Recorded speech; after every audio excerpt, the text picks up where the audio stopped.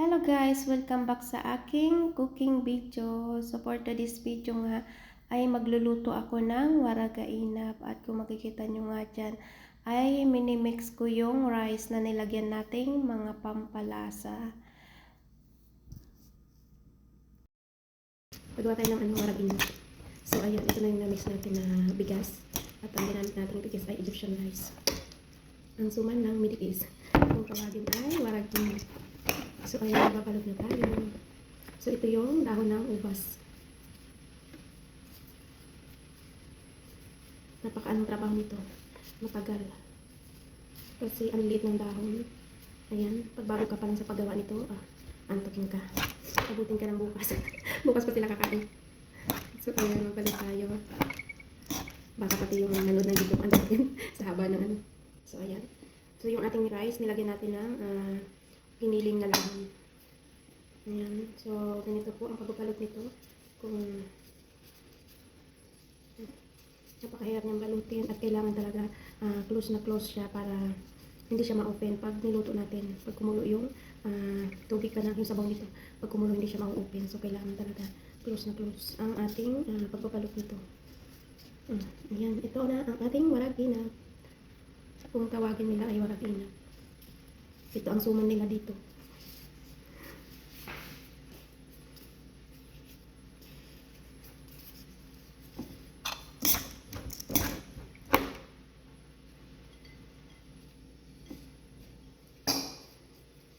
So, ayan, kung mapapansin nyo, mayroon tayong taklob sa ulo.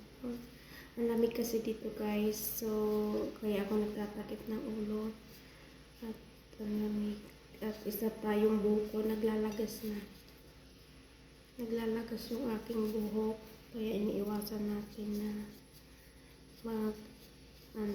malaglagan yung ating niluluto. At napakaselan pa naman nila pag nalaglagan ng may makita silang buhok sa pagkain, maselan sila.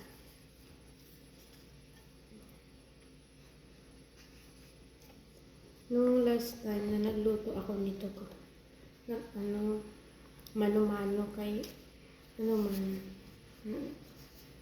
nawala yung ng aking pressure cooker, yung guma, kaya niluto ko sa kaldero. Tapos nagustuhan ni amo, sabi niya ganito lagi ang luto mo ng kaya pag niluto ko man siya dito sa pressure cooker, sobrang lambot. Ang gusto niya yung medyo parang kanin lang yung pakaluto. Ganun yung gusto niya.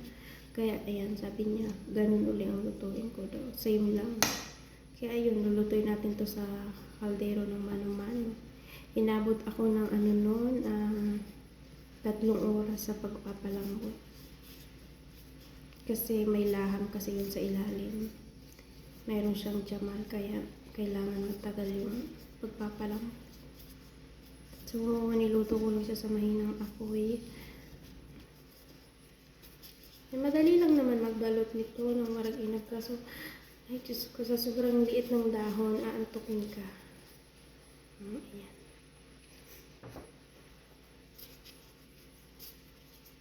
Kaya ngayon, ganun na lang ang gagawin ko, mano-mano na pagluluto. So, dapat matutulog pa ako. 8:30 bumaba na ako kasi hindi talaga ako makatulog pag yung may gagawin ako na sa tingin ko takaw ba oras. Yun, hindi na ako makatulog, parang nasa isip ko, kaya bumaba na ako. Dapat 9:30 pa ako pababa, hindi na. Bumaba na ako ng 8:30.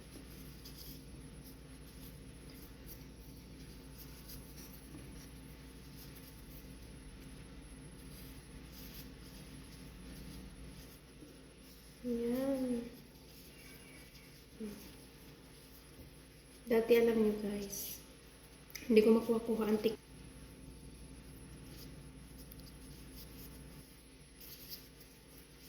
So tagal din pa naman dito, hindi mo pa matutunan ang pagpapaluto ko. Ang tamang pagpapalot ng waragainap po ay ganito. So, kung makikita nyo, ayan yung ating dahon. Nilagay natin yung rice. So, dito natin uunahin na tutupiin sa taas. Ayan. para ano talaga, mahigpit yung pakabalot ng warag inab. So, after natin yan ma-fold, i-fold ulit natin dito sa magkabilang gilid para siya yung magiging close para hindi hindi ba siya ma-open. Ayan, ganyan po. Then, ganyan. I-roll na natin siya. Para nga lang nagbabalot ng lumpia sa Pilipinas. Ganun lang. Ayan. Ayan na yung ating warag inab. Diba? Ang cute. Ang cute niya. Kahit ang liit. Isang subuan lang nila yan.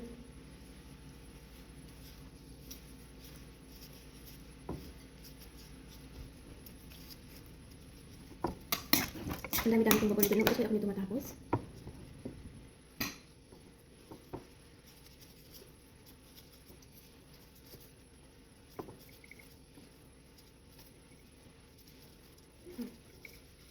Ayan.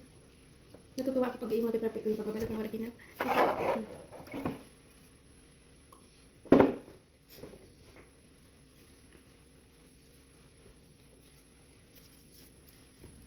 Ito yung lunch namin today, quarantine.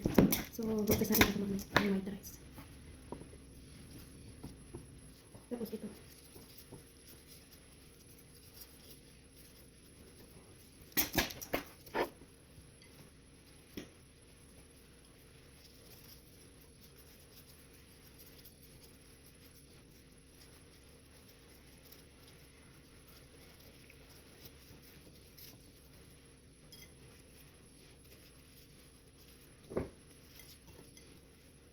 Minsan ang ganda ng mga dahon ng bukas. Ngayon ang liliit. Ang hirap ng liliit talaga matatagalan ka.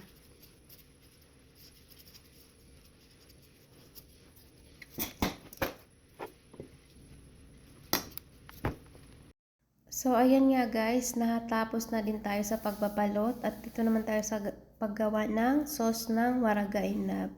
And dito sa part na to guys ay nilagay ko sa mainit na tubig yung dahon ng ubas. So 1 minute ko lang siya nilagay, then tinanggal na natin kasi baka ma-overcook yung dahon.